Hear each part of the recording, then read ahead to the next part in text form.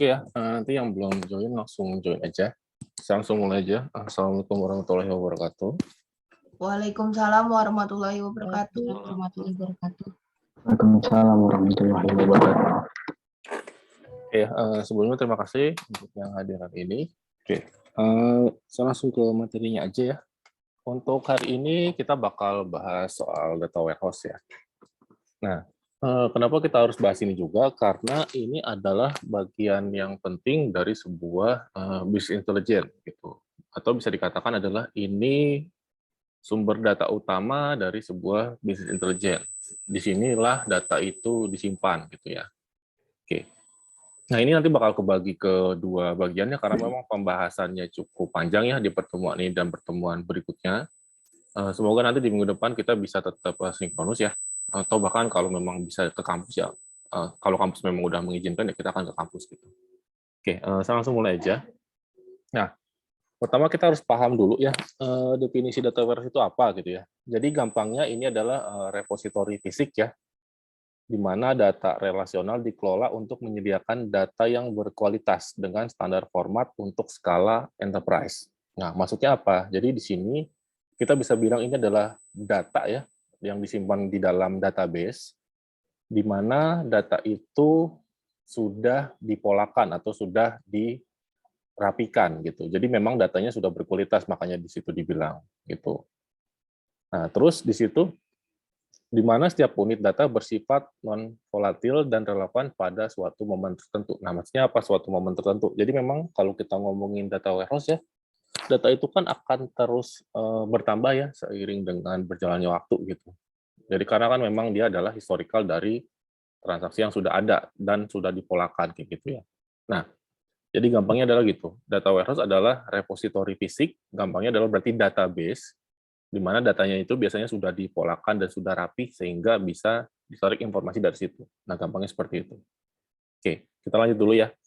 Nah, karakteristik dari data warehouse itu sebenarnya ada apa aja sih gitu ya. Yang pertama ada subject oriented, terus integrated, time variant, non-volatile, real-time, web-based, metadata, relasional atau multidimensional, dan client server. Oke, kita bahas per detailnya dari masing-masing karakteristik data warehouse ini. Yang pertama dari subject oriented gitu ya. Nah, apa sih maksudnya gitu? Nah, jadi di sini di dalam data warehouse itu data itu harus kita susun menurut subjek rinci gitu. Jadi misalnya katakanlah di sini bahas soal sales gitu ya. Berarti ada penjualan, ada produknya, ada pelanggannya, dan hanya berisi informasi yang relevan untuk dukungan keputusan. Jadi memang tadi nih kembali lagi, datanya itu sudah dipilih tuh. Jadi bukan data yang masih kotor yang diambil dari database aplikasi, tapi memang datanya sudah dipolakan. Ya misalnya katakanlah kita butuh data penjualan. Nah, data penjualannya itu data penjualan yang seperti apa. Nah, itu biasanya sudah dipetakan kayak gitu. Nah, terus oriented subject memungkinkan pengguna untuk menentukan tidak hanya bagaimana kinerja bisnis, tapi juga alasan dibaliknya. Jadi makna datanya itu apa sih sebenarnya? Maksudnya kayak gitu. Nah, di sini ada di poin ketiga ya, yang harus kita garis bawahi adalah data warehouse berbeda dari database operasional. Sehingga sebagian besar database operasional memiliki orientasi produk dan disesuaikan dengan atau untuk menangani transaksi yang memperbarui basis data. Jadi ini perbedaannya antara data warehouse dengan database operasional. Gampangnya adalah gini, kalau misalnya database operasional, itu histori perubahannya cepat sekali, karena memang dia kan transaksional daily kan. Makanya di situ ada tuh statement disesuaikan untuk menangani transaksi yang memperbaharui basis data. Jadi memang pergerakan basis datanya cepat sekali. Nah, kalau ngomongin data warehouse, apakah kita perlu saat itu juga ada di aplikasi, besoknya di data warehouse langsung masuk? Enggak juga. Karena memang biasanya rentan data yang dipakai di data warehouse itu adalah rentan periode yang panjang, sehingga kita tidak perlu real time 1:1 dengan database transaksional gitu. Karena memang biasanya analisa yang dipakai lebih panjang gitu, nggak daily. Misal contoh, kita ambil contoh database penjualan gitu ya misalnya. Kalau memang itu untuk analisa, biasanya dia tidak analisa daily.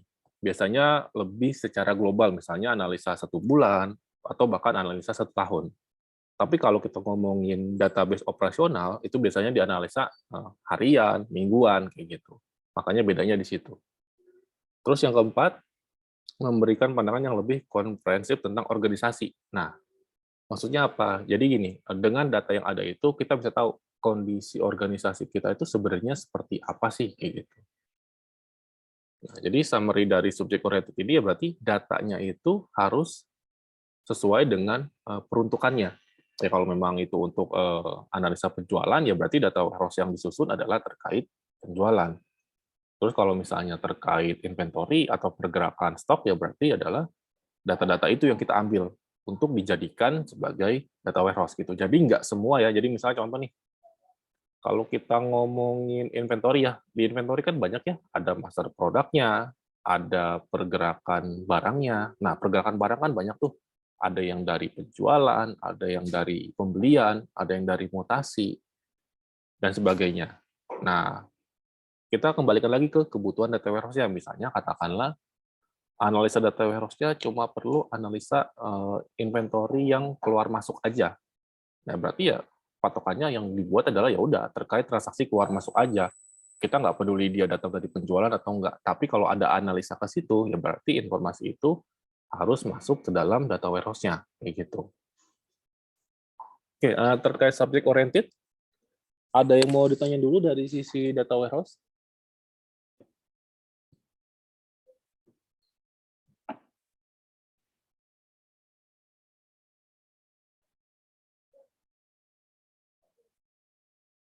Atau masih cukup jelas?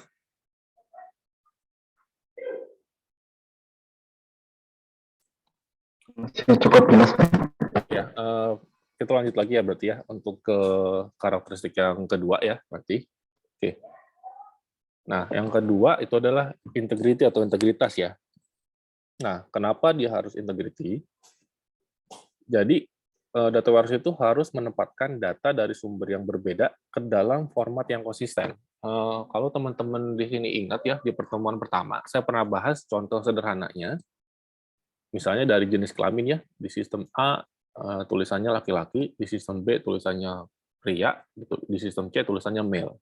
Nah, itu kan harus distandarkan ya, formatnya harus konsisten, supaya jadi satu informasi, karena memang tiga itu adalah informasi yang sama. Nah, makanya di sini sifatnya data warehouse itu harus integrity, gitu. Jadi datanya harus konsisten. Nah, biasanya kalau kita mau merubah data itu, kan ada konflik ya biasanya, terhadap formatnya atau perbedaan satuan ukuran. Biasanya kan user beda-beda nih cara pandangnya. Ada user yang terbiasa, saya kalau ngeliat jenis kelamin pakainya ya laki-laki tulisannya, atau ada yang cuma L gitu, atau bahkan cuma pria atau P doang gitu. Nah, itu biasanya di standarin dulu. Kita mau pakai informasi yang seperti apa bentuknya. Makanya kenapa di poin ketiga itu biasanya ada konflik tuh untuk menstandarkan itu. Karena itu harus kesepakatan bersama. Kenapa? Karena bisa jadi nanti dari data warehouse ini bakal dipakai oleh berbagai macam departemen. Di mana bisa jadi ya departemen yang lain biasanya ngelihatnya karena di aplikasi mereka tulisannya laki-laki gitu, tiba-tiba di data warehouse kok nggak ada ya laki-laki gitu. Atau mungkin informasi produk yang lain, kok nggak ada ya kelompok ini? Ya karena memang itu sudah distandarkan di sini, dikonsisten gitu ya. Jadi dibuat konsisten datanya. Kayak gitu. Oke, saya lanjut lagi dulu. Terus masuk ke karakteristik yang ketiga, time varian gitu ya. Nah, karena ini data historical, makanya kenapa dia memiliki sifat time varian. Gitu. Terus tadi yang seperti yang saya bilang, data tidak selalu memberikan status terkini. Kenapa? Karena biasanya data warehouse dipakai untuk analisa yang jangka waktunya itu panjang. Tidak untuk hari ini, atau biasanya untuk periode ke belakang, justru dia mundur biasanya analisanya. Makanya kenapa dia tidak selalu memberikan status terkini atau real time, tapi ada tuh dia historical waktunya, tapi tidak real time, bisa dibilang tidak sama dengan aplikasi yang sedang berjalan di operasional. Gitu. Kayak misalnya tadi data penjualan gitu ya, katakanlah sekarang nih hari ini ada penjualan nih, hari ini kan tanggal 8 Oktober gitu ya. Di sistem sales-nya tanggal 8 Oktober ini ada penjualan nih. Nah, tapi belum tentu tuh di data warehouse ada tuh tanggal 8. Kenapa? Karena bisa jadi memang si data warehouse belum perlu itu gitu untuk analisanya, atau bahkan memang secara periodik kirim datanya, data warehouse belum narik tuh untuk tanggal 8 itu. Karena biasanya data warehouse narik datanya itu sehari cuma beberapa kali sesuai dengan kebutuhan. Makanya kenapa di situ data tidak selalu memberikan status terkini gitu. Nah, terus yang kedua, data warehouse itu mendeteksi tren, penyimpangan, dan hubungan jangka panjang untuk peramalan dan perbandingan yang mengarah pada pengambilan keputusan. Nah, maksudnya ini apa? Jadi biasanya gini, kalau kita ngomongin historical, kita kan bisa lihat ya, misalnya katakanlah di bulan Januari produk yang laku, misalnya yang tipenya apa, terus misalnya di bulan Februari produk yang laku tipe B gitu, terus di bulan Maret produk yang laku tipe C. Nah, itu kan ada tren ya, ada datanya di situ kan. Nah, berdasarkan data itu biasanya perusahaan bakal ngelakuin analisa tuh. Nah, ini sih biasanya kalau data warehouse itu dikombinasikan dengan algoritma machine learning gitu. Yang sering digunakan misalnya katakanlah untuk analisa penjualan ya, kita pakai contoh yang itu lagi aja. Misalnya katakanlah dia memprediksi ke depannya saya harus nyetok produk berapa nih untuk mencapai penjualan yang sesuai keinginan saya gitu. Misalnya katakanlah tadi di bulan Januari produk A laku nih. Terus tiba-tiba setelah dilihat tren 12 bulan, oh dianalisa lewat algoritma machine learning, misalnya pakai linear regression, oh ternyata produk A ini meskipun dia tren di Januari, nanti di Januari tahun depan belum tentu laku, misalnya kayak gitu. Nah, biasanya ini dikombinasikan ke algoritma machine learning itu untuk ngebantu si perusahaan ngambil keputusan nih. Oh, berarti saya harus ngapain ya terhadap data saya ini atau terhadap produk saya? Apakah saya harus order lagi? Apakah saya harus jual barang itu lagi nanti di tahun depan, atau bahkan yaudah produk ini kita stop, kita ganti produk lain yang mungkin memang sekarang lagi hype kayak gitu misalnya. Nah, terus yang ketiga, karena ada hubungannya dengan historical ya, makanya data warehouse memiliki kualitas pada waktu tertentu. Nah, maksudnya apa? Karena kan dia mundur ya analisanya. Gitu. Jadi memang analisa berdasarkan data historical ke belakang. Makanya di situ disebut memiliki kualitas pada waktu tertentu. Nah, karena apa? Waktu itu adalah dimensi yang penting yang harus dimiliki oleh semua data warehouse untuk melakukan analisa. Nah, contohnya kayak itu tadi tuh. Analisa harian, mingguan, bulanan. Entah untuk apapun itu, mau itu penjualan, mau itu pembelian, mau itu produksi, mau itu inventory, pasti kita tidak bisa lepas dari yang namanya time service ini atau time varian ini, gitu. Karena kalau kita nggak tahu tanggalnya kan kita nggak bisa tahu tuh sebenarnya data kita ini atau operasional kita ini bermasalah di periode kapan sih, atau di periode kapan sih kita harus produksi banyak gitu misalnya. Atau gampangnya gini. Nah, bentar lagi kan Desember ya. Nah, kalau kita memanfaatkan data warehouse, kita kan bisa lihat tuh data Desember kita tahun kemarin gimana sih? Kalau misalnya kita asumsikan sebagai perusahaan retail gitu ya, penjualan kita di Desember tahun kemarin gimana sih? Nah, itu kan berarti ada informasi tanggalnya ya, Desember gitu, Desember 2020. Nah, kalau itu nggak ada time variannya, bagaimana caranya kita tahu penjualan Desember kita itu bagus? Kayak gitu. Makanya kenapa ini menjadi hal yang penting gitu. Oke, saya lanjut dulu. Nah, terus berikutnya ada non-volatile. Maksudnya apa sih? Gitu. Nah, setelah masuk ke data warehouse, pengguna tidak dapat mengubah atau memperbaharui data. Nah, maksudnya apa sih? Biasanya gini, ini tergantung dari pendekatan bagaimana cara kita membuat data warehouse. Biasanya, ini lebih ke arah untuk bagian performance juga. Jadi misalnya contoh nih, kita narik data dari database operasional sebanyak 1.000 record gitu ya. Di tengah jalan, dari 1.000 record itu ada perubahan tuh. Gitu. Nah, kalau ada perubahan, biasanya gampangnya pendekatan yang dilakukan di data warehouse adalah tidak melakukan update. Tapi data lamanya dihapus dulu, dia nginsert data baru. Nah, kenapa seperti itu? Ini lebih ke arah kalau kita belajar secara SQL performance ya, mencari data dan ngupdate itu lebih lama dibanding dengan hapus dan insert baru. Kayak gitu. Jadi saya coba bikin ilustrasi di Excel ya. Ntar saya coba stop share dulu. Kenapa dia harus volatile, non-volatile itu ya? Ini sih biasanya lebih ke arah pendekatan bagaimana cara kita memanage data warehouse itu sendiri. Gitu. Nah, saya coba share dulu.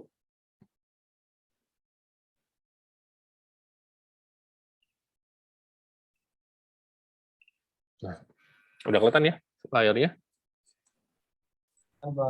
Nah, misalnya katakanlah kita ngomongin ini ada sistem ya. Sistem 1, saya besarin deh. Nah, terus ini ada sistem 2 gitu ya. Ini adalah data warehouse-nya kita nih. Gitu. Nah, katakanlah ini ada 1000 data nih, 1000 row. Ini ada 3000 row. Nah, ini kan akan didorong ya ke dalam data warehouse. Misalnya berarti kan data warehouse-nya itu ada 4000 row. Benar kan ya? Nah, anggap aja ini adalah ukuran data yang besar. Gitu. Tiba-tiba di 1000 ini ada perubahan nih. Misalnya katakanlah jadi yang tetap adalah 900, 100 datanya ini ada update dari sisi aplikasinya. Gitu. Berarti ini nggak valid kan udah. Nah, ini kan datanya berarti berubah ya. Nah, karena di sini datanya besar, kalau kita harus ngupdate 100 data ini, logikanya kan berarti gini. Ini bakal dikirim ke sini pakai logika yang normal dulu ya. Berarti kan bakal ada cari data ya. Untuk yang 100 data. Benar dong? Nah, habis cari data, bayangin kalau misalnya di sini ada 4000, di sini kan butuhnya sebenarnya cuma 100 ya, dia bakal cari nih dari 4000 ini 100 data ini. Kalau misalnya ketemunya di data ke satu nggak masalah, tapi kalau ketemunya di data ke misalnya 3500, nah berarti kan ada step di situ ya yang menyebabkan si data warehouse-nya jadi lambat. Nah, dia harus cari data dulu nih, sesuai ID yang di sini. Nah, biasanya ini akan lebih lama secara performance-nya. Gitu. Makanya biasanya pendekatannya adalah yang 1000 tadi ini, yang udah masuk, ini, dari sini dihapus dulu. Gitu. Baru yang ini didorong ulang ke sini. Jadi kayak gini. Nah, gitu. Jadi totalnya tetap 4000, tapi mekanismenya didorong ulang. Gitu. Nah, itu yang dimaksud dengan non-volatile tadi. Ini lebih ke arah ke performance aja sih. Gitu. Nah, terus pertanyaannya kan pasti gini, Pak, bagaimana saya tahu ngapusnya? Gitu ya. Ini kan datanya tadi 1000. Data 1000 itu yang mana sih sebenarnya? Nah, itu bergantung sama si sistem ini. Apakah ada field yang bisa dijadikan parameter untuk hapus? Misalnya katakanlah, data warehouse ini akan keisi 1 hari sekali, gitu misalnya. Nah, kalau memang katakanlah ini adalah datanya itu 8 Oktober gitu ya, bersatu, ya udah, berarti saat si data warehouse menjalankan perintah hapus, dia akan menghapus data yang tadi tuh, 8 Oktober 2001. Terus dia akan insert sesuai dengan tanggal yang sama lagi gitu. Nah, makanya kenapa di situ pemetaan field si data warehouse itu harus benar-benar diperhatikan supaya kita bisa mengakalin untuk hal-hal seperti ini gitu. Kalau misalnya datanya sudah jutaan gitu ya. Tapi kita tidak bisa melakukan seperti ini nih. Nanti data warehouse-nya akan berat sekali tuh. Karena kan dia baca tulisnya jadi berat ya, apalagi kalau misalnya kita lakukan ini nih, cari data, update gitu. Itu akan berat sekali. Ini lebih ke arah performance-nya sih sebenarnya. Oke. Sampai sini dulu. Ada yang mau ditanyain? Tadi sudah bahas integrity, time variant, terus non-volatile. Ada yang mau tanya dulu?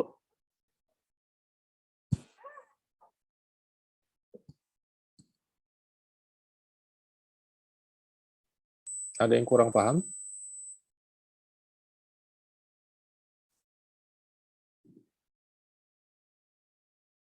Atau jangan-jangan semuanya nggak kebayang sama sekali? Karena memang belum apa yang namanya, belum implementasi data warehouse di tempat kerjanya, atau memang belum bersentuhan dengan data warehouse.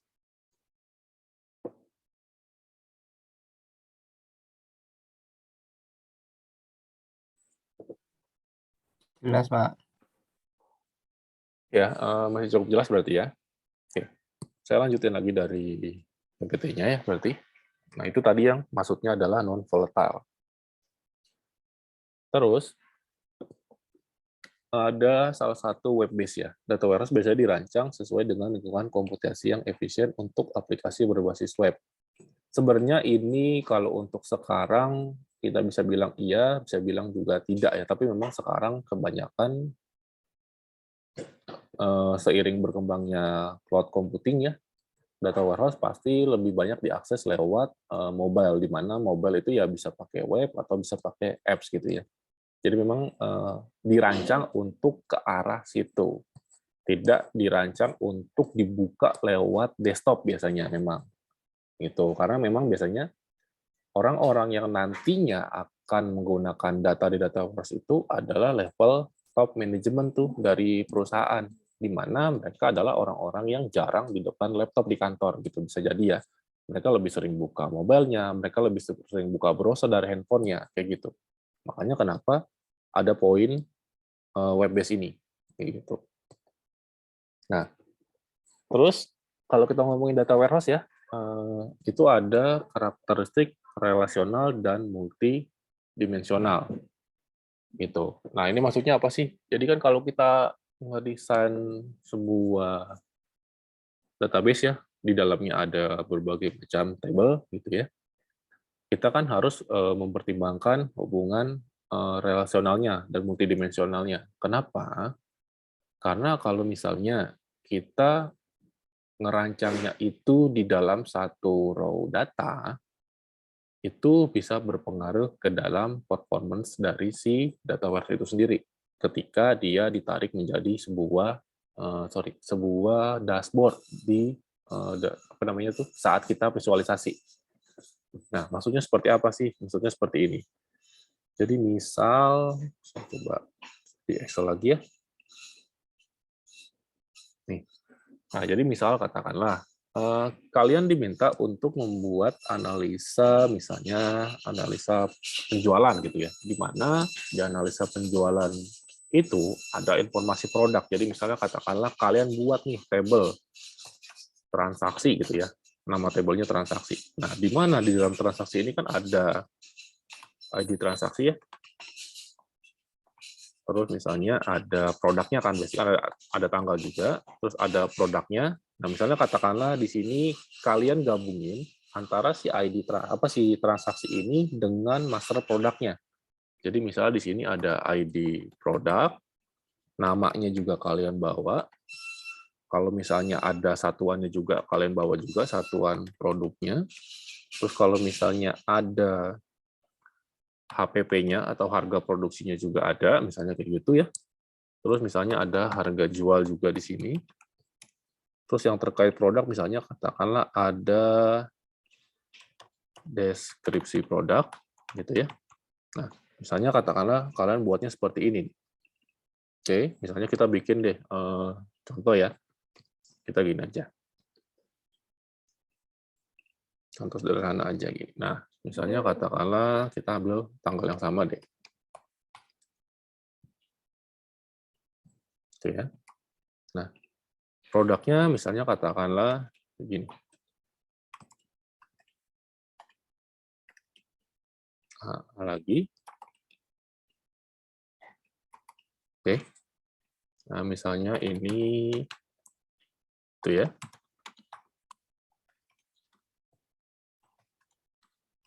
Kita bikin data sampel dulu.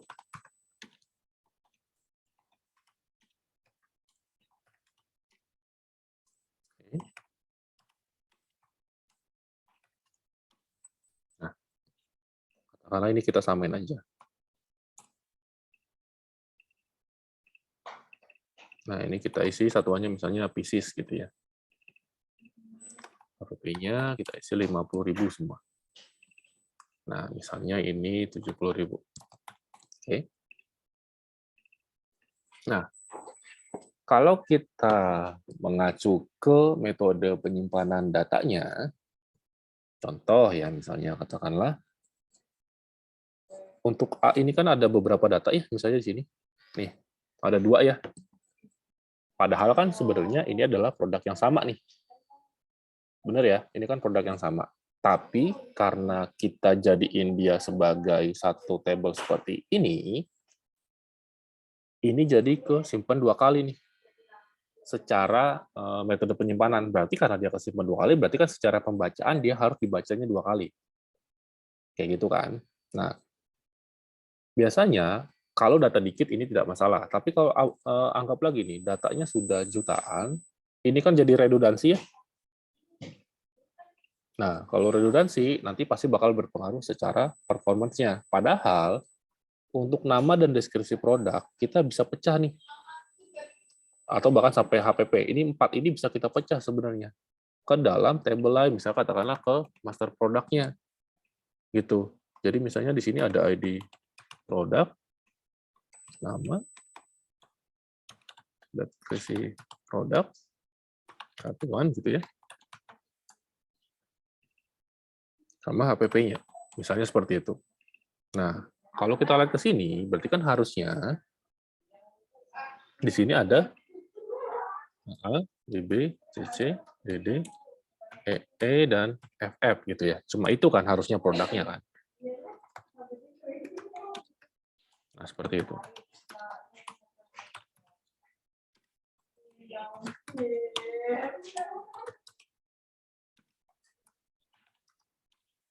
Nah, jadi kan harusnya seperti ini datanya. Makanya kenapa tadi disebut sebagai relasional atau multidimensi gitu ya. Nah, misalnya ini juga pieces.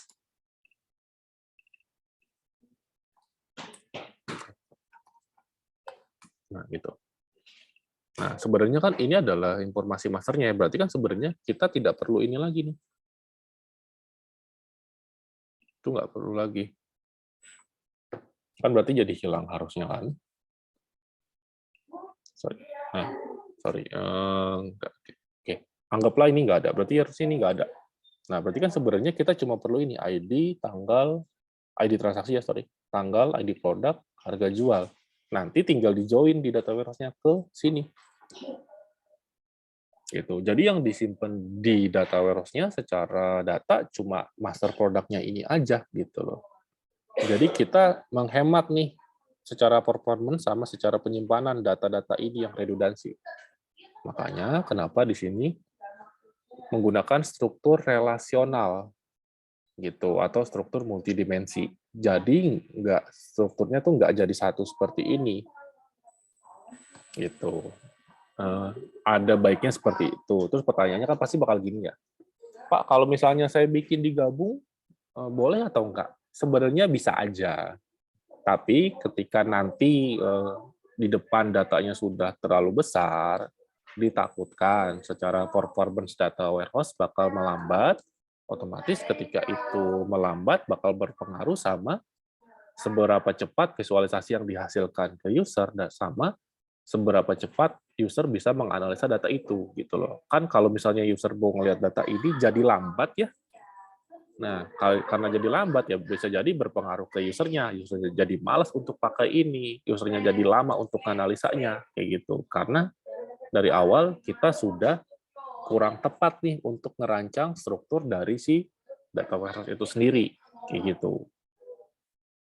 Oke, untuk bagian ini ada yang mau ditanya dulu? Oh ya, untuk yang waktu belajar basis datanya nggak diperhatikan, coba tolong baca-baca lagi ya, karena ini memang udah masuk ke bagian konsep normalisasi, one to many, many to one, itu di situ. Ada yang mau bertanya dulu? Ya, silakan. Berarti ya untuk membuat data warehouse ini minimal kita pakainya database-nya yang RDBMS ya Pak, ya? Tidak memungkinkan menggunakan NoSQL database Pak. Ya, betul.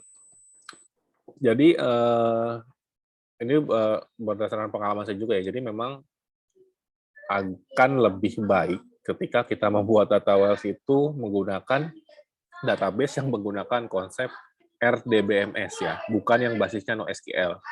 Karena kalau di NoSQL kita itu nggak kenal konsep relasi ya. Kita tuh kenalnya kan konsep parent sama child kan. Gitu. Makanya akan sulit untuk memproses kalkulasi. Sama nanti kendalanya gini. Saya pribadi kalau dari pengalaman pekerjaan ya, lebih sering akan kesulitan untuk yang proses aggregation. Misalnya kayak sum, average, max, min, itu biasanya agak sulit tuh. Nah, kalau dia pakai RDBMS kan ini kita bisa sum ya, pakai query ya. Nah, tapi kalau misalnya ini di NoSQL, kita harus ngelooping untuk ngejumlahin per poin ini gitu. Meskipun ada fiturnya, tapi itu nggak akan maksimal. Jadi memang disarankan untuk yang menggunakan tipe RDBMS database-nya gitu. Oke, Baik. ada lagi? Ada lagi yang mau ditanyakan?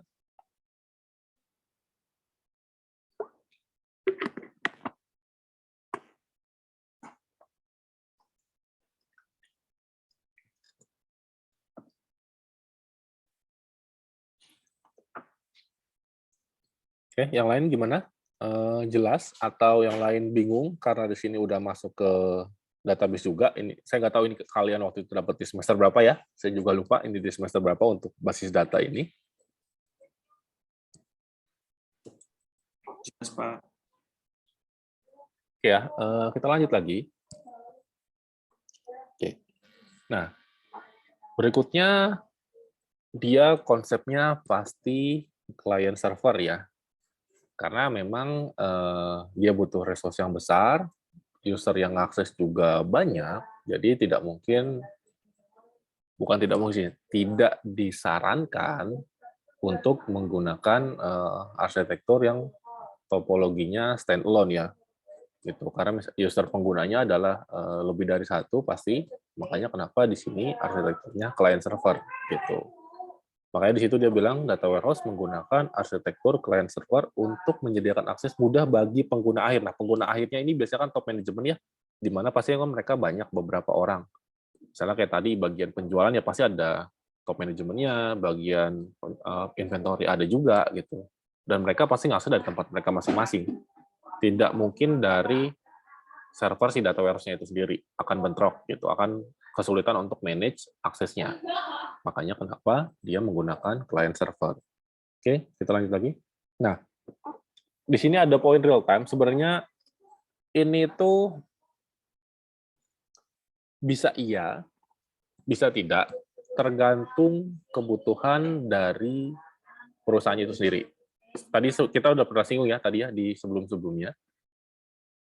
Kalau memang ada kebutuhan real time, biasanya itu lebih diarahkan ke report harian gitu ya. Nah, tapi kalau kita ngarah ke data warehouse, biasanya ini agak sulit untuk dilakukan, mengingat tadi tuh ada beberapa hal yang harus kita perhatikan ya, kayak misalnya tadi, pertama ini non-volatile, kalau misalnya real time tiba-tiba datanya berubah, kita harus hapus insert lagi, gitu ya. Jadi memang ini berhubungan dengan yang sebelumnya, tapi bukan berarti dia tidak bisa dilakukan. Tapi yang sering dilakukan adalah, sepengetahuan saya dan pengalaman saya di pekerjaan, saya nggak tahu, mungkin di tempat lain ada yang berbeda, yang sering kita lakukan biasanya memang tidak real time.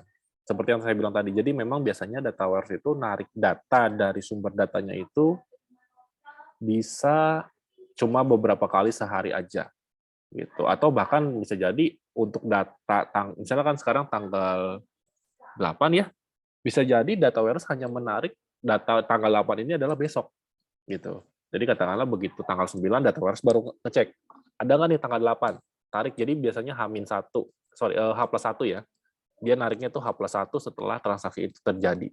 Biasanya sih kayak gitu. Tapi yang sering dilakukan biasanya seperti itu. Jadi untuk poin real time ini bisa iya, bisa juga tidak. Tergantung bagaimana kita mau menggunakan si data warehouse sendiri. Tapi sepengetahuan saya sih selama ini ya, saya jarang menemukan data warehouse-nya ini full real time. Pasti ada jeda perpindahan datanya itu. Gitu. Oke, kita lanjut lagi. Nah, terus poin berikutnya itu karakteristiknya dia ada metadata gitu ya. Nah, ya seperti yang kita tahu ya, contoh kita balik ke Excel tadi aja yang saya buat contoh ya. Kita bisa bilang ini sebagai metadata dari si data warehouse itu sendiri ya. Kayak misalnya ini berarti ID transaksi, kita bisa pakai varchar atau pakai integer mungkin ya. Untuk tanggal berarti kita pakai date, ID produk, nama, dan seterusnya, yaitu kita sesuaikan. Nah, itu adalah metadata dari data warehouse-nya itu. Untuk table, misalnya table transaksi, table produk, dan lain-lainnya. Kayak gitu. Makanya kenapa dia ada metadata gitu. Kenapa? Supaya kita tahu data kita itu merepresentasikan informasi apa gitu ya. Nah, misalnya kayak tadi, kita balik lagi ke sini, secara sekilas kan kita tahu ya, ini adalah informasi tanggal secara kasat mata. Benar ya? Tapi, apakah sistem tahu ini tanggal ketika metadata tanggal ini harusnya tipenya date, tapi kalian setnya ini sebagai varchar. Gitu. Kira-kira sistem bakal tahu nggak kalau misalnya ini kalian set sebagai varchar ketika kalian baca data ini?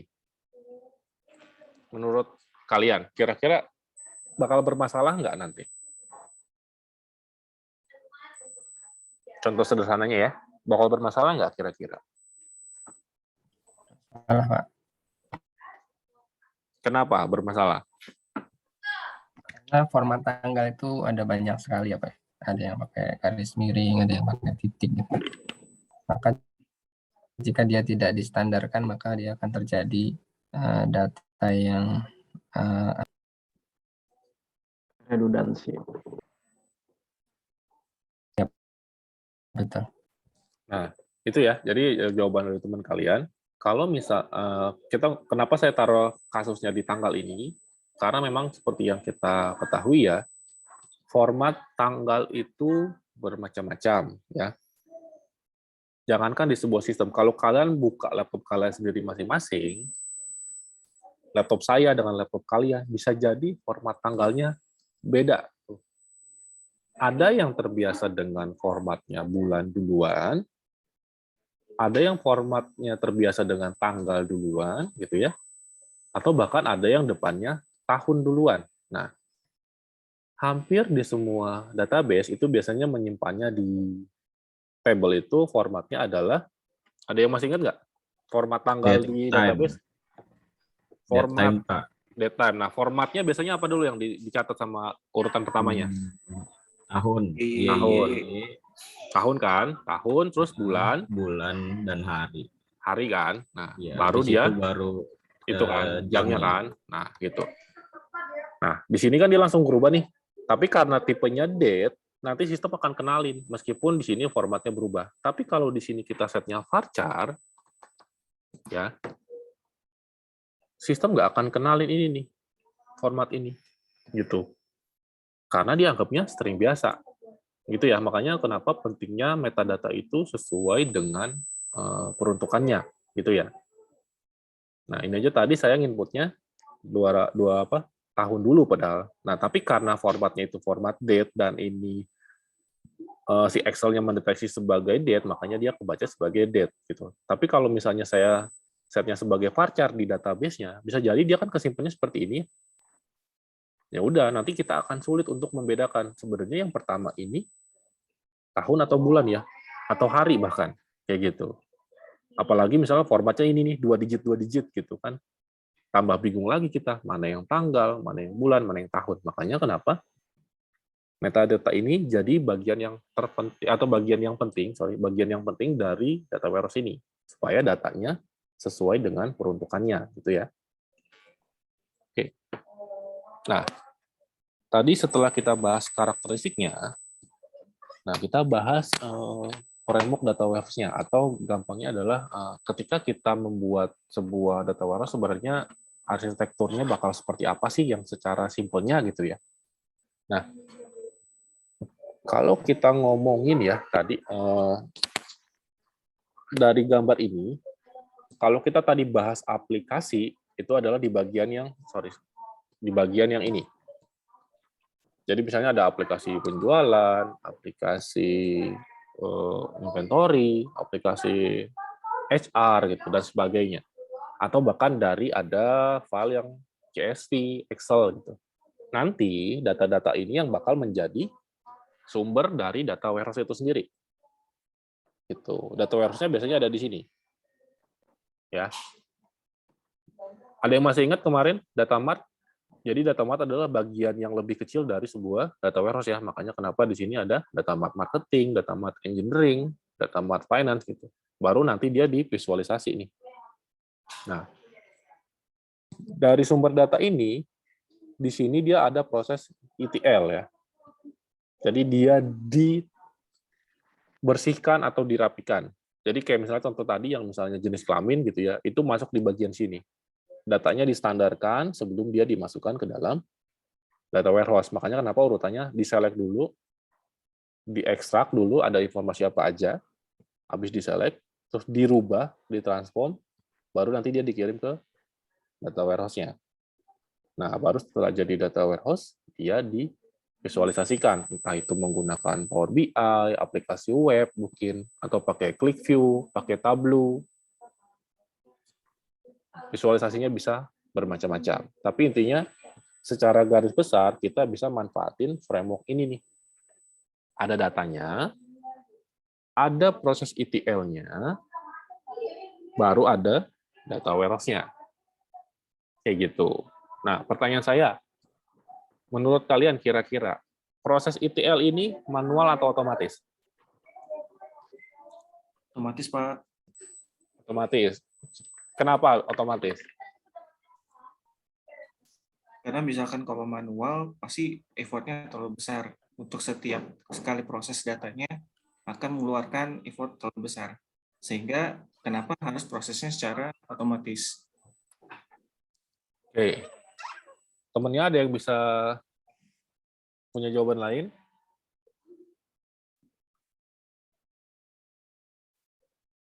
Ada yang punya pendapat lain mungkin? Oke ya, saya langsung aja deh. Iya, ETL-nya berjalan otomatis, tapi setelah dipolakan ya. Jadi kita tidak bisa bilang itu murni otomatis. Dia otomatis ketika sudah dipolakan, dalam artian di sini dipolakan itu bisa jadi kita polakan dalam bentuk query ya, query-nya sudah kita mapping, atau kalau ada yang pernah pakai business intelligence tools ya, kalau di Visual Studio itu seingat saya ada SQL Server Data Tools kalau nggak salah, atau SSDT gitu ya. Nah, ini itu bergantung sama RDBMS-nya juga. Ya. Jadi gini, ada beberapa RDBMS yang memang sudah support proses ETL-nya. Itu bisa memudahkan kita, bisa mempercepat kita untuk membuat proses ETL ini, untuk mappingin istilahnya kayak gitu. Nah, nanti setelah mappingannya itu selesai, baru kita jalankan proses ETL-nya ini otomatis ke dalam schedule biasanya gitu ya. Yang tadi, apakah dia narik datanya 1 hari sekali, apakah dia narik per 1 jam sekali, kayak gitu. Normalnya hampir semua database RDBMS ya, yang tipenya corporate, itu support untuk ETL ini. Gitu. Kalau ada yang pernah pakai SQL Server, di situ kan kalian bisa bikin ya, itunya paling gampang adalah kalian bikin query, terus kalian daftarin di SQL Agent ya, untuk jalan otomatis. Terus kalau misalnya ada yang pakai Visual Studio, bisa install add-on-nya, untuk bikin mappingan. Ntar saya coba cari capture-nya dulu ya. Mungkin untuk yang belum pernah buka, nggak kegambar sebenarnya seperti apa sih gitu ya.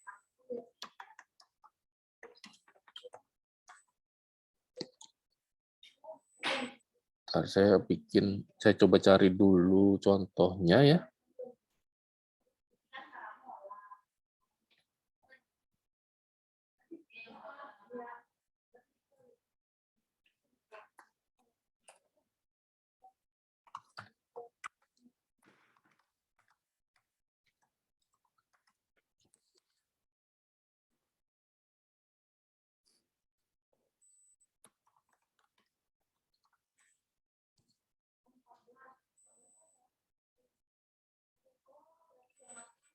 Oke, ini saya buka dulu, bentar ya, saya share dulu.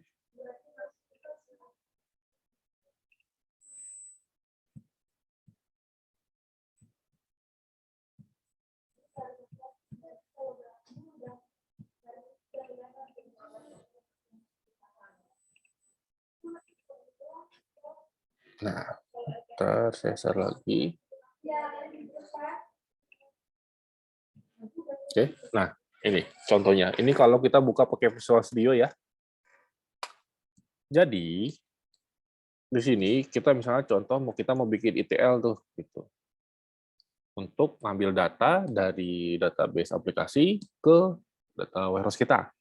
Nah, kita harus bikin polanya dulu nih. Misal katakanlah source-nya dari mana? Oh, dari Excel. Kita define dulu nih. Biasanya di sini udah ada banyak gitu. Ini yang tadi saya bilang SQL Server data tools di Visual Studio itu ada integration services-nya. Nah, nanti ini kita bisa masukkan ke dalam scheduler-nya si RDBMS-nya itu, si SQL Server-nya. Kasusnya di sini SQL Server ya. Tapi nggak menutup kemungkinan database yang lain juga bisa gitu. Saya ambil contoh sampel aja supaya kalian kegambar. Jadi kalian bisa bikin ini nih. Kalau memang platformnya support ya, sekali lagi nih. Nggak semua platform support, tapi kalau memang support itu lebih enak gitu. Jadi kalian bisa drag and drop misalnya sumbernya dari Excel, Excel-nya dari mana, tinggal diatur nih path-nya. Terus koneksinya pakai apa nanti ke database-nya, disetting juga apakah pakai OLEDB, pakai ODBC gitu, atau pakai DSN mungkin, atau bahkan DB ke DB pakai akun SQL servernya atau akun database-nya, atau bahkan ekstrimnya ya udah, Pak saya nggak punya ininya, tools-nya, integration services-nya, saya cuma bisa query to query, ya udah, berarti kalian langsung main query. Select dari data yang mana untuk diinsert ke database yang mana, kayak gitu. Jadi proses ETL itu bisa bermacam-macam ya, tergantung dari resource yang ada. Ya syukur-syukur tempat kalian implementasi data warehouse punya tools-nya, jadi lebih enak, lebih cepat gitu. Oke. Untuk ini ada yang bertanya dulu? Untuk yang tadi ya, framework data warehouse. Kita kembali lagi sini. Nah, ini.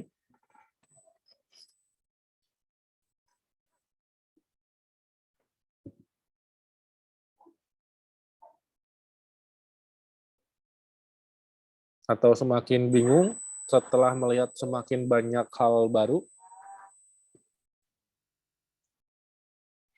Semakin bingung karena banyak hal yang baru, Pak.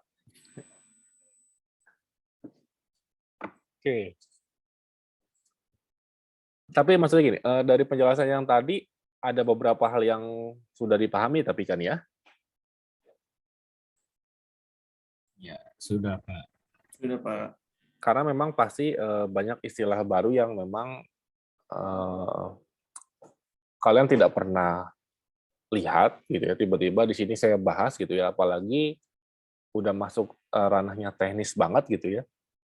Untuk yang di pekerjaannya jarang menemukan pasti akan bingung. Tapi saya bakal coba jelasin sedetail mungkin ya.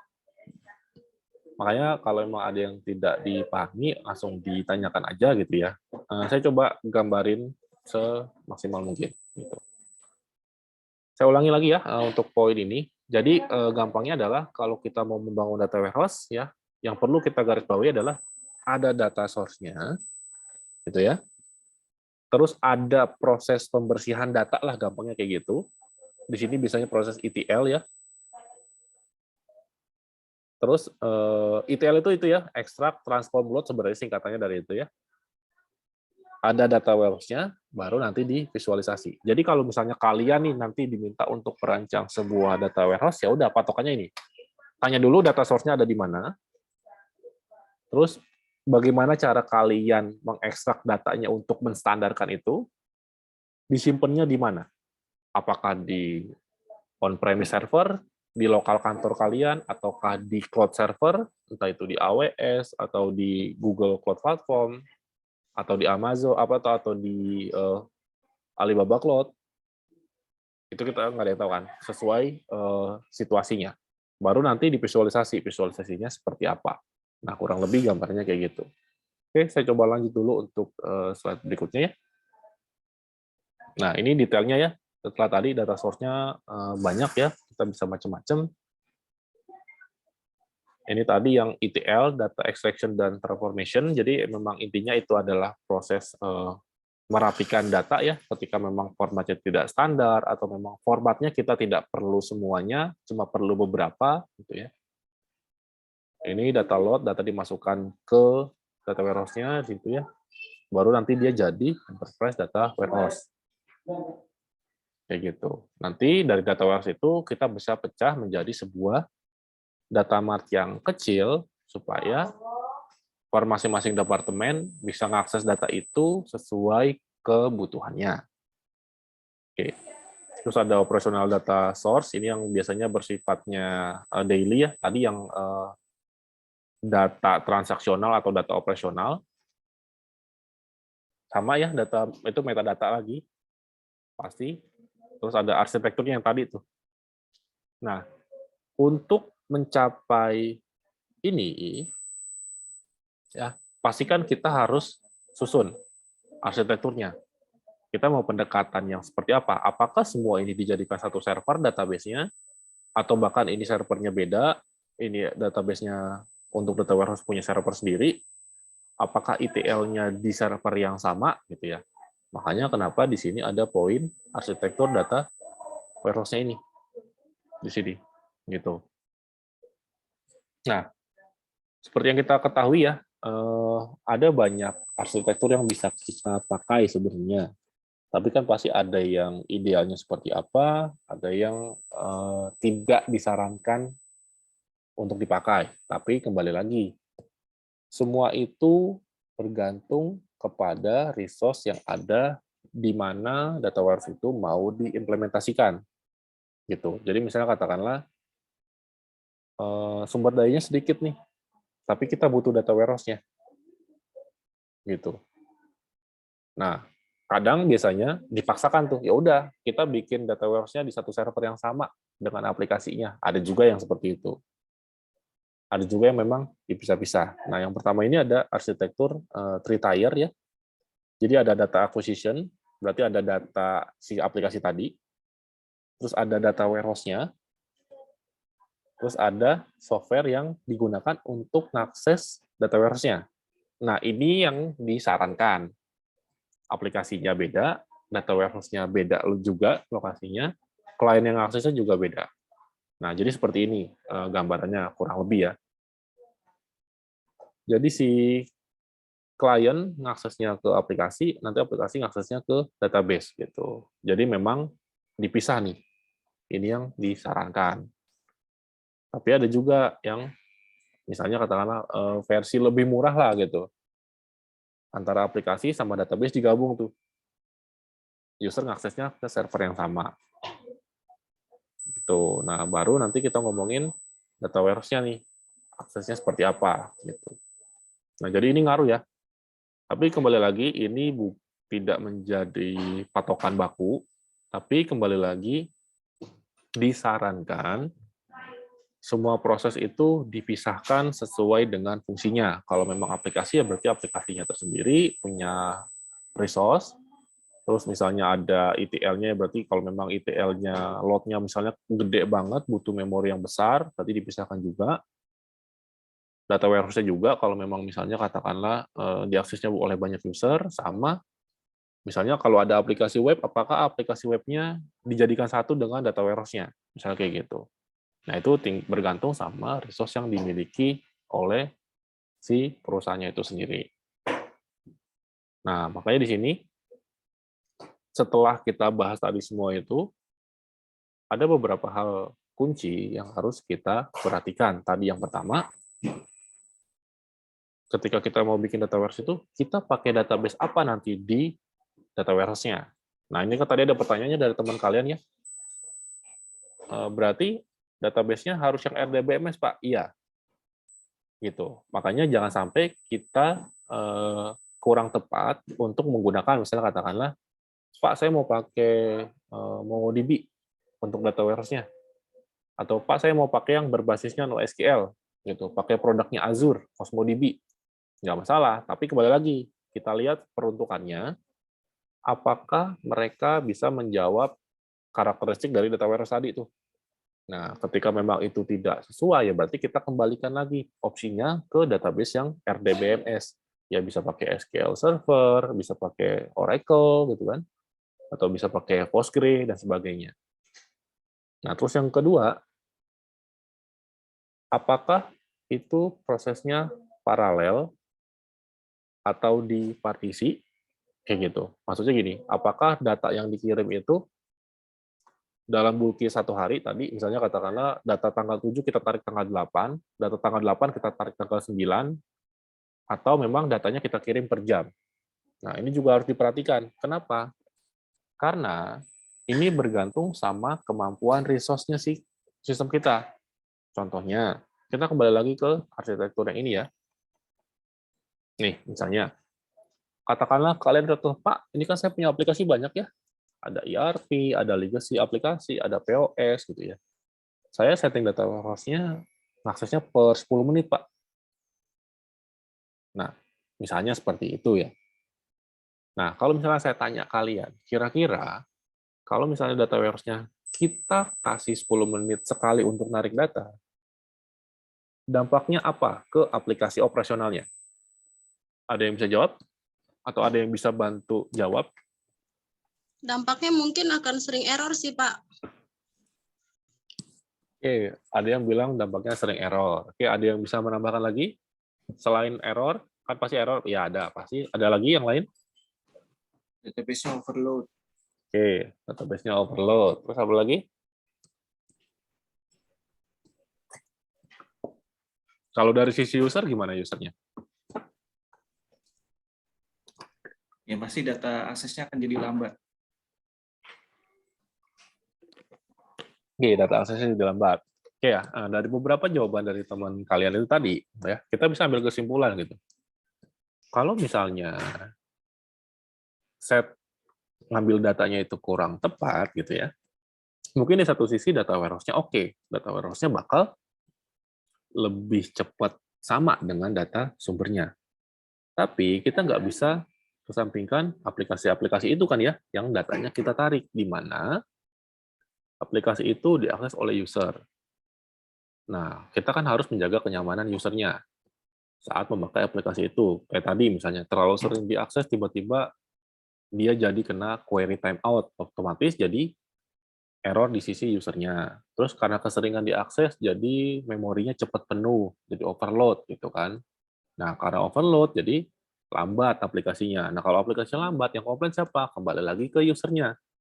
Gitu. Jadi malah jadi satu kesatuan yang bakal disalahin. Nah, kalau aplikasinya overload, misalnya katakanlah jadi error, otomatis data warehouse-nya error juga dong, karena ketika dia ngakses ke aplikasi, karena aplikasinya error, keseringan diakses, misalnya katakanlah memorinya penuh, otomatis ya berarti data warehouse-nya bakal terhambat untuk ambil datanya ya. Nah, kayak gitu ya. Jadi, untuk poin yang kedua tadi, pemahamannya ke situ. Kita harus mempertimbangkan prosesnya seperti apa untuk narik data dari sumber datanya ke data warehouse-nya. Terus yang ketiga, data migration tools-nya pakai apa? Atau ETL-nya tadi kita pakai apa? Mau pakai manual, query gitu ya, kita bikin query select all from table A, insert into table B. Gitu. Atau kita pakai tools RTL yang sudah ada dari RDBMS-nya. Gitu. Nah, ini juga harus diperhatikan. Kenapa? Karena ketika permintaannya butuh cepat, terus data warehouse-nya ternyata kompleks, itu kan berarti ada development di situ ya. Kalau kita bikinnya manual, tadi tuh misalnya kita bikin pakai query, kita harus mappingin dulu field A masuknya ke field yang mana di database data warehouse-nya, field B masuknya ke field mana, kayak gitu. Nah, itu tuh harus dipikirkan. Terus yang keempat, tools-nya untuk mendukung data retrieval dan analisis, apa yang kita pakai? Nah, ini lebih ke arah visualisasinya. Jadi setelah kita pikirin bagaimana data warehouse itu terbentuk, bagaimana cara kita isi datanya, yang terakhir ya pasti bagaimana cara kita visualisasi itu ke usernya. Kan percuma ya kalau misalnya data warehouse-nya udah bagus nih, udah rapi gitu datanya. Tapi kan user nggak terbiasa ya untuk melihat datanya seperti ini.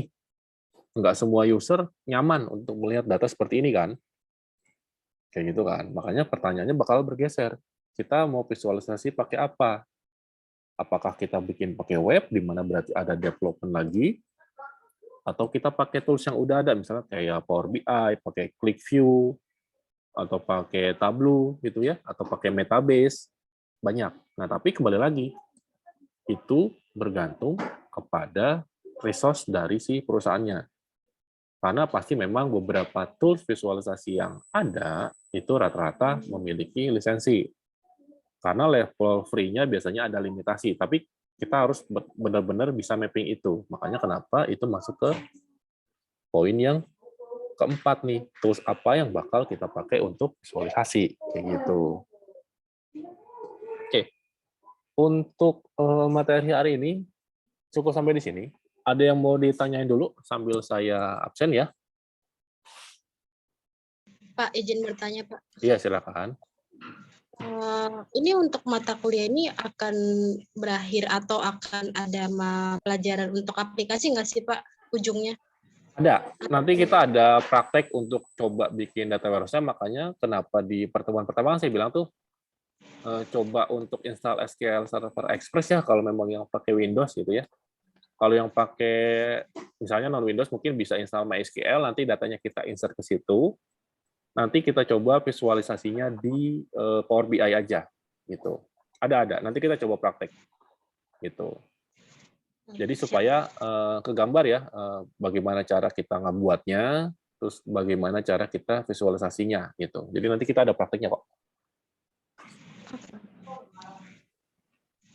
Oke, ada lagi yang ingin ditanyakan sambil saya absen ya? Izin bertanya, Pak. Ya, silakan. Terkadang ada kasus di mana dashboard itu harus menampilkan data real time. Nah, untuk kasus seperti itu, apakah lebih baik menggunakan data warehouse atau langsung tembak dari data source-nya? Oke, kalau itu kita lihat dulu dari kebutuhan usernya ya, real time-nya ini sebatas apa dulu. Misalnya kalau kita ngomongin real time kan pasti ada data yang range ya, data range yang bakal ditarik tuh. Nah, kalau misalnya data range yang ditarik itu hanya periode yang dekat, maksudnya katakanlah range-nya tidak terlalu jauh, itu diperbolehkan saja untuk mengakses langsung ke database aplikasinya.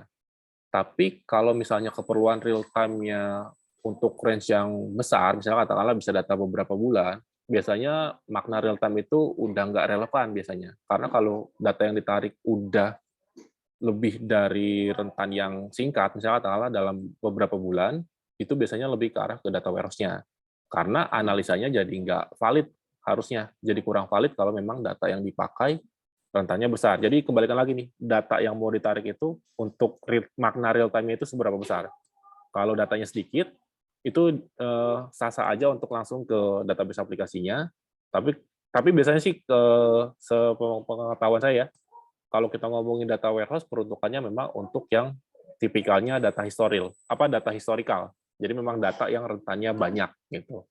Makanya kenapa real time-nya itu agak dikesampingkan. Makanya kenapa tadi ada bisa jadi datanya itu adalah data H-1. Jadi kalau kita narik sekarang, itu adalah data kemarin. Karena memang analisanya bukan buat kemarin aja, tapi untuk kemarin dan beberapa bulan ke belakangnya. Kayak gitu. Jadi tergantung dari kebutuhan real time-nya ya. Kayak gitu. Oke, gimana? Oke, Pak. Makasih. Oke ya, sambil saya absen, Abdul Muluk? Nggak ada ya, Abdul Muluk? Hadir, Pak. Oh, hadir. Oke. Alfia Fitrianti. Hadir, Pak. Oke. Arge Rafif. Nggak ada ya, Arge Rafif. Bintang Akbar. Hadir, Pak. Cahyanti Permatasari. Hadir, Pak. Oke. Devi Permatasari. Hadir, Pak. Oke. Dwi Hastuti. Hadir, Pak. Oke. Dwiki Nur Ihsan. Nggak ada ya. Ferbian Zari. Hadir, Pak. Oke. Visela Silvia. Hadir, Pak. Oke. Gilang Ramadan. Nggak ada ya. Humaydi Abdillah. Hadir. Oke. Ikhwanul Muslimin. Hadir, Pak. Oke. Ima Jamalia. Hadir, Pak. Oke. Komang Pramayasa. Hadir, Pak. Oke. Mariana Pen. Hadir Pak. Pane. Oh, sorry. Maaf ya, salah sebut. Ya. Oke, Musa Ardiansyah. Nggak ada ya? Iya, hadir Pak. Oh, hadir. Niko Pilipo. Hadir, Pak. Oke, Nur Alvita Sari. Hadir, Pak. Oke, Nurul Komaria. Hadir Pak. Renanda Matrisia. Hadir, Pak. Oke, Rio Sandika Putra. Hadir Pak. Oke, Rismawati Dewi. Nggak ada ya? Oke, Rianto. Hadir, Pak. Oke. Satria Ade Putra. Hadir, Pak. Oke. Teresia Nanda Primasari. Nggak ada ya? Fadia Amelia. Hadir, Pak. Oke. Wahyu Nur Rahman. Oke, nggak ada. Zaki Ismail. Hadir Pak. Oke. Zambawono. Nggak ada ya? Hadir Pak, Zambono Pak. Oke. Oke ya, untuk hari ini materinya itu. Nanti kalau emang ada yang ingin ditanyakan, bisa di grup atau bisa japri di WA ya. Terus nanti kita tunggu kabarnya minggu depan apakah udah mulai masuk tatap muka di kampus atau memang itu masih khusus yang pagi aja gitu ya. Nanti kita tunggu kabar dari kampusnya. Oke, untuk hari ini saya rasa cukup ya. Terima kasih. Assalamualaikum warahmatullahi wabarakatuh. Waalaikumsalam. Waalaikumsalam warahmatullahi wabarakatuh. Terima kasih, Pak. Terima kasih, Pak. Hadir Pak. Hadir, Pak.